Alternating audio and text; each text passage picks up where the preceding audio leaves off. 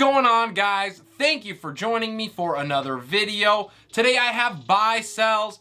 I have 3 of each for you. Players that we are looking to either sell high on because they're either overproducing or they're just not sustainable. And then players we are looking to buy because they have not reached expectations yet, but I think that they will by the time the season is over. I know it is still early, but we are starting now to see a clearer picture of how things are going to shake out. Every week we get more information. We are looking to capitalize when we do. You have to take risks in order to get advantages. I think moving these 6 players one way or another are going to help you do just that.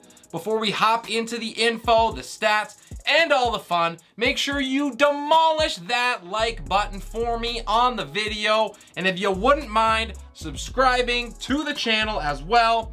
All of the support means so very much to me and it helps me out a ton. I am on my way to the first 500 subscribers. And you can be a part of that by joining the crew. Relentless Press has everything you need, Monday to Saturday. I am dropping at least 1 video daily, sometimes 2, so if you don't subscribe, you might miss something. With that done, let's hop into buy sell.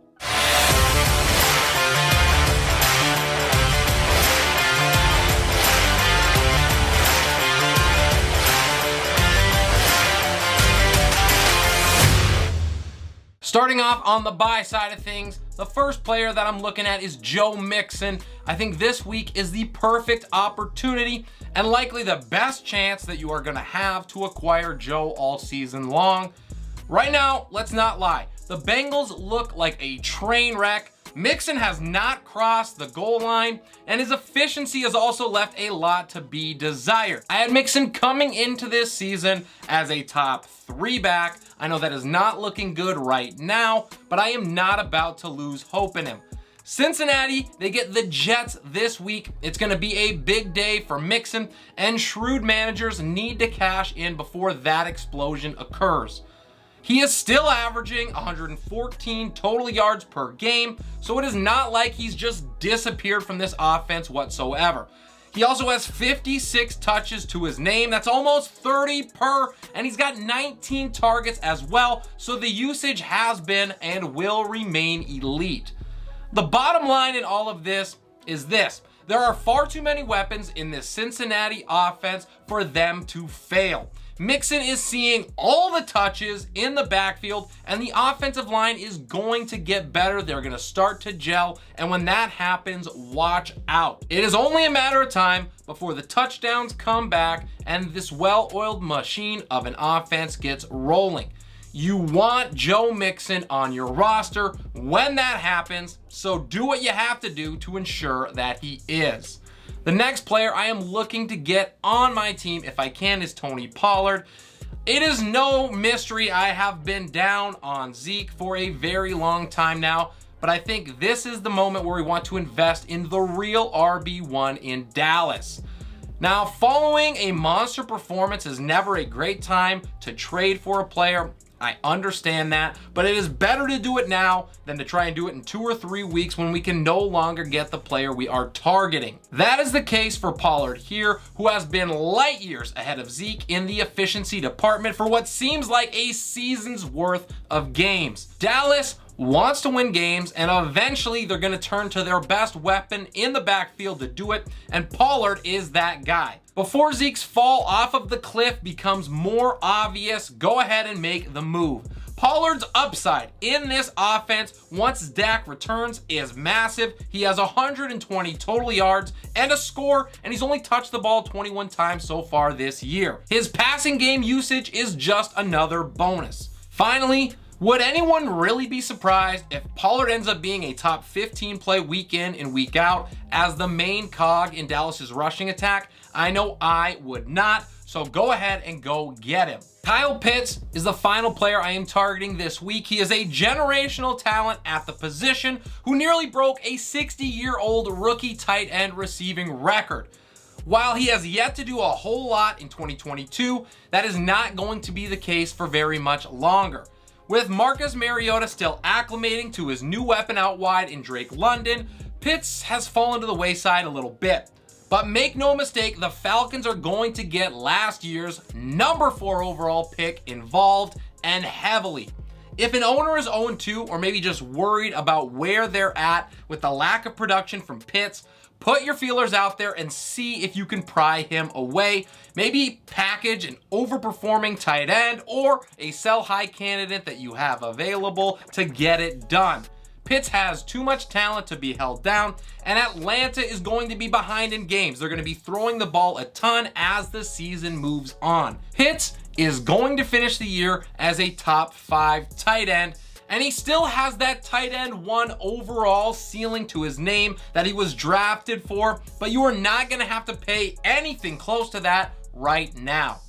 On to the sells. The first guy I'm looking to move away from in my leagues is Michael Thomas. Now to start, I am super happy for the success that Thomas has found, and his return to health is a great thing to see, especially after the 2 years suffering that he had to go through. But with that being said, his current pace right now is entirely unsustainable. So far, his numbers have been held up by the 3 scores that he has, and if I were a betting man, I would say that that is going to regress to the mean. Mike has never, not once, had a season where he's put up double-digit scores, and that was with plenty of opportunities with Drew Brees at the helm feeding him the rock. The regression to the mean seems imminent. We also have to consider that Alvin Kamara is going to be back sooner rather than later. He's going to not only soak up targets, but I think he moves this New Orleans offense back to the run-heavy approach that they actually prefer. When we tack on the emergence of not only Jarvis Landry, who had 11 targets in week 1, but also Chris Olave, who had 13 targets in week 2, I think this spells trouble for him. And when we also consider that Michael Thomas himself has not had a week where he's had double-digit targets, what this means is that we would probably be better off moving Thomas for a more solid target share and someone who's preferably the wide receiver 1 in their offense. He is the current wide receiver 8 right now, so you probably don't have to work too hard to get that done. Next up is Antonio Gibson. I am finally willing to admit that I was off on Gibby and do the hard thing and sell him away. He was one of my favorite breakout candidates last year, and he's dealt with a multitude of issues that have kept him away from stardom.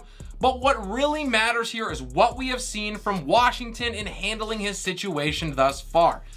To be fair, Gibby has produced admirable numbers up to this point. He's the current RB11 in half-point PPR, and he's also seen 35 touches, including 12 targets in the passing game.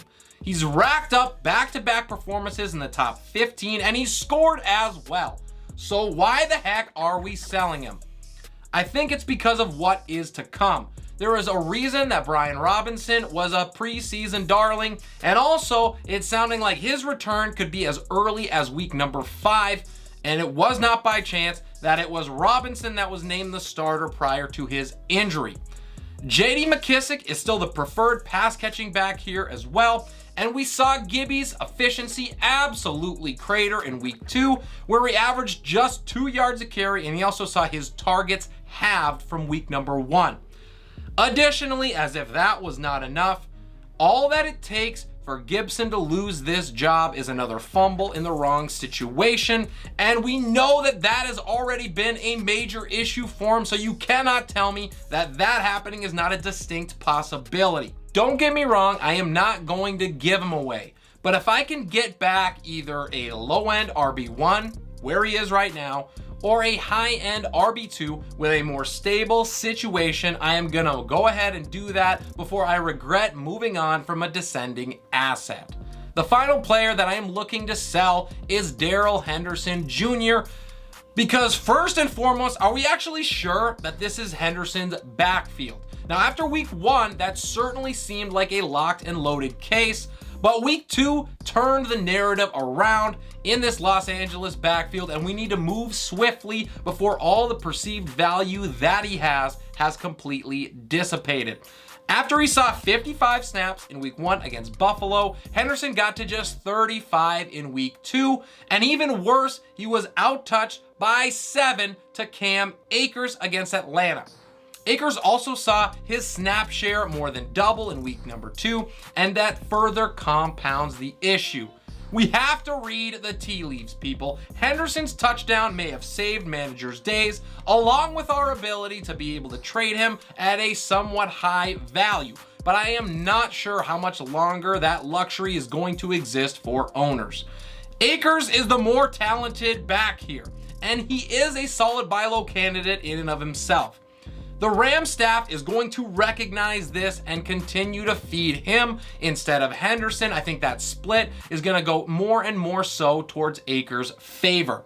Right now, as the current RB24, Henderson is still hanging on by a fingernail to an RB2 status that you can get value from. But in a week, maybe 2, who knows what's going to happen? He could be all the way back to a cuff and have little to no value. So go get a deal done while you still can. And that is all she wrote for my buy sell video for week number 3. Really hope you got some valuable information from the video today. Let me know what you thought. Drop any trades that you are considering down below. I would love to help you out with them. I answer every single comment or question that I receive. While you're at it, crush the like button for me, helps me out a bunch, and do not forget to subscribe to the channel. We're on the way to 500. Come on in and join us. This is Relentless Press.